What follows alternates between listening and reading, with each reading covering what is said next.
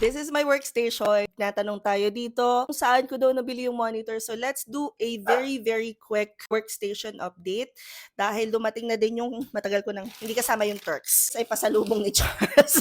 Dumating tayo na matagal ko nang iniintay. Pinag-isipan ko ring maigi to kasi kailangan ko talaga siya sa work. And kailangan nyo rin to as freelancers. So keep on watching. Hindi ako prepared. Nawawala ang ano. Ayan, gunteng.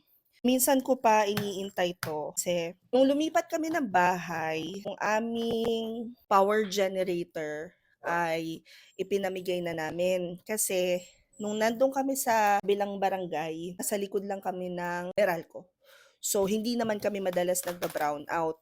However, nung lumipat kami dito, ayan na day, na-experience na ulit namin yung manakanakang power outage, which led me to buying this one dahil kailangan natin talaga siya as freelancers. And then later on guys, ipapakita ko sa inyo kung ano yung meron sa workstation ko. Ilalagay ko na rin lang sa link kung saan ko sila nabili. In the meantime, buksan muna natin to.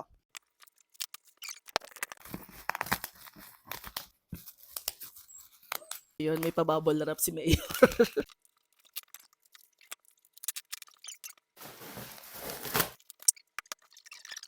Grabe. Pagbubukas pa lang, day, pagod na. Kaya? This is the Romos Portable Power Station, the Thunder series. It's a bit on the heavy side, pero kaya kong buhatin. So it's not that heavy. Bukas yun ng box, you have documents, and this is the actual unit.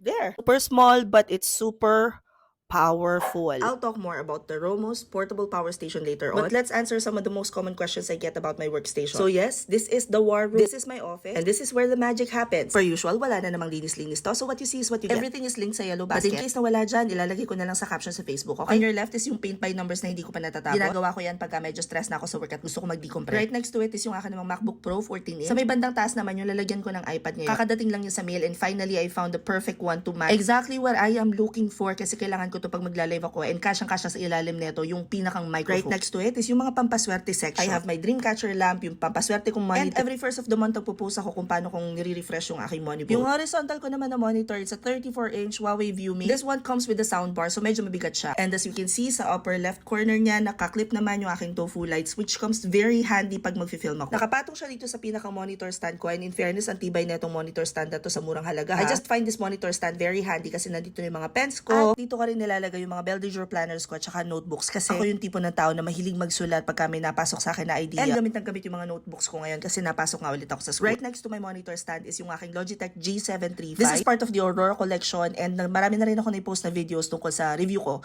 dito sa headset na to. I super love it. Yes, comfortable siyang isuot. Yes, may noise cancelling siya. Yes, very aesthetic din po siya. So everything that I want sa headset and more, I have it. Ang keyboard naman na ginagamit ko ay RK96. It has the blue switches so sobrang ganda ng tunog niya sa pandinig. Pero kung hindi ka mahilig sa mga clicky na keyboard, palitan mo na lang yung switch. But it's very aesthetic as you can see, bagay siya sa headset ko at saka sa mouse. Speaking of mouse, I'm using the Deluxe M618XSD. It's a vertical mouse and it takes some time to get used to it. But they said it will help you avoid getting carpal tunnel. So, nakiuso lang ako. On to the right, eto naman yung aking vertical na monitor. And no, hindi po siya yung vertical ko lang. Nava-vertical po talaga siya. It's the Asus TUF Gaming Monitor, VG27AQ yata to. And one of the best features nga niya is yun, nava-vertical siya. This monitor I actually use para sa lahat ng communication. So, Slack, Skype, Discord, Viber, dyan lahat pop para kita ko lahat. So no, none of these are actually for aesthetics. They're all for efficiency and productivity ko sa work. Lahat ng to may gamit, including yung nasa ilalim niya, which is yung aking walkpad. Tatanong kung ano yung walkpad na ginagamit ko pag naka-live ako. It's the Xiaomi C2. Sa mall ko siya nabili, pero meron pa rin akong malilink dito. So every time nakakain ako, diretso kasi ako sa workstation, but instead of me na nakaupo lang, nagwo-walk ako, and hopefully naman makomplete yung 10,000 steps every day. I'm able to walk while working dahil I have the standing table. No, hindi po siya mahal. Para sa akin, sobrang sulit nitong lamesa. Pindot-pindot lang, tumataas, bumababa na siya. Speaking Speaking of upuan, yung upuan ko na gaming chair from Predator is actually libre dun sa isang laptop na binili namin a few years ago. As you can see, meron na siya mga wear and tear signs. Nililinis ko po talaga yan. That's the best that I can do. Back to the table, makikita nyo sa baba ng aking vertical monitor is yung aking Osmo Pocket 3. We just bought this recently and siya na yung ginagamit ko pag mag-vlog ako. I find it very handy kasi mas madali na ngayon mag-film nang hindi ganun ka-obvious na nag-vlog ako kahit in public. Right beside that is yung aking Tech Life na 20,000 milliamperes per hour or mAh na power bank. Siya. I hate carrying it pero sobrang helpful niya kasi ang daming kung pwedeng paggamitan dito. Like everything from my laptop, cellphone, pati yung camera, pwede kong i-charge dito. Pero kung nasa bahay din lang naman ako, I might as well use itong katabi ng mismong power bank which is the 4-in-1 wireless charger station. This one also has the 15 watts fast charging capability. So pag matutulog na ako, ang game plan is dito ko na lang isasalpak yung aking cellphone, AirPods at saka yung Apple Watch ko. And I might create a separate parang review nitong charging port na to kasi minsan minaamoy ako sa kanya na hindi ko bet. Anyway, I hope you enjoyed itong pinakang mabilisan lang na workstation update. Let me know if you have any questions about any of the stuff on my table. Also, comment any questions you guys have about working from home. Follow for more work from home chismis. Bye!